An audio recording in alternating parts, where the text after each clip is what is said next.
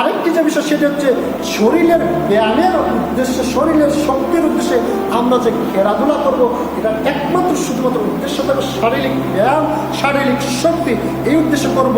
কখনোই আমরা অহংকার করবো না। খেলা নিয়ে কত প্লেয়ার, কত যে অহংকার করে, ফুটবল খেলা ভালো করে, তার অহংকার দেখে কে? একটু যদি ভালো ছক্কা মারতে পারে তার অহংকার দেখে কে? রাসূল মুহাম্মদ সাল্লাল্লাহু আলাইহি ওয়াসাল্লাম বলেছেন, আল্লাহ রাব্বুল আলামিন বলতেছেন, লা জারামা আন্নাল্লাহ ইয়া'লামু লা ইয়াসিরুনা ওয়া মা ইউ'লিনুনা ইন্নাহু লা ইউহিব্বুল মুস্তাকবিরিন। আল্লাহ রাব্বুল আলামিন তোমাদের গোপন বিষয়ে জানেন, আল্লাহ রাব্বুল আলামিন প্রকাশ্য বিষয় জানেন, অন্তরের বিষয়গুলো জানেন। শুধু তাই নয়, নিশ্চয়ই আল্লাহ রাব্বুল আলামিন যারা অহংকার করে, নিজেকে বড় মনে করে আমি এই, আমি অমুক তমুক ইত্যাদি বলেন, আল্লাহ রাব্বুল আলামিন এদেরকে ভালোবাসেন না। ভালো তো বাসেন না।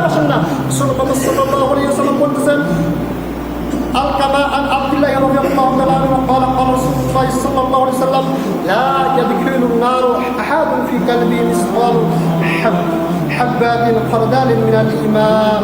আল্লাহ রাসূলুল্লাহ সাল্লাল্লাহু আলাইহি ওয়াসাল্লাম বলেছেন, ওই গুরুত্বপূর্ণ হাদিস, যার অন্তরে যাররা পরিমাণ ঈমান থাকবে, যার অন্তরে বিন্দু পরিমাণ ঈমান থাকবে, ওই ব্যক্তি চিরস্থায়ী কোনোদিন জাহান্নামে যাবে না।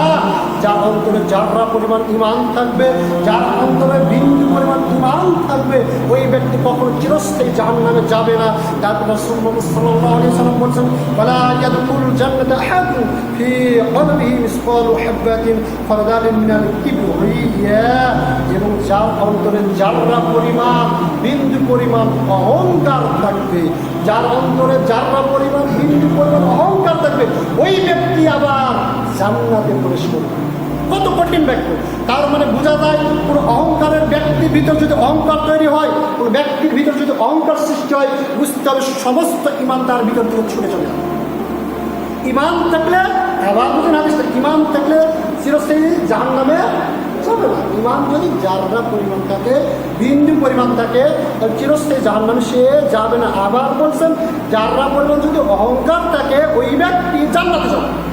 তার মানে বোঝা যাচ্ছে অহংকার আর ঈমান কখনো একত্র থাকতে পারে না। অহংকার থাকলে ঈমান সরে যায়, আর ঈমান থাকলে অহংকার দূর হয়ে যায়।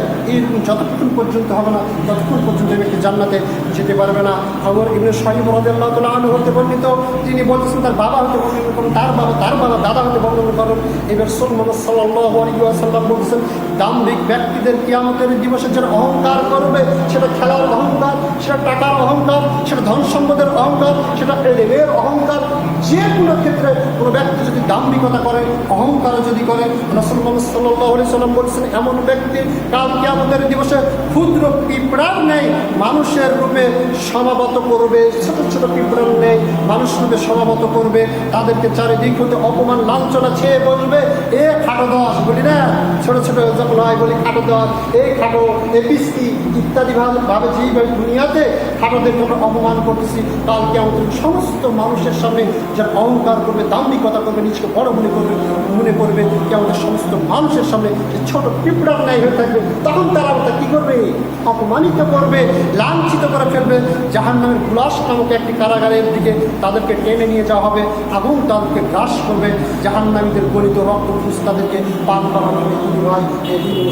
খেলা নিয়ে এত অহংকার করেন না, আপনি কিসের অহংকার? তারা খেলাধুলা করছেন, আপনার কেন এত অহংকার? খেলোয়াড় খেলাধুলা করছেন, আপনার কেন এত অহংকার? এত অহংকার বর্জন করুন। অহংকার করে আপনি দিনী ভাইয়ের সাথে আচরণগুলো নষ্ট করেন না, আপনি দিনী ভাইয়ের সাথে বন্ধুত্বগুলো নষ্ট করেন না। সহিহ মুসলিম হাদিস নম্বর 91, তিরমিজি 2492, আবু দাউদ 4090 নম্বর হাদিস। আরেকটি যে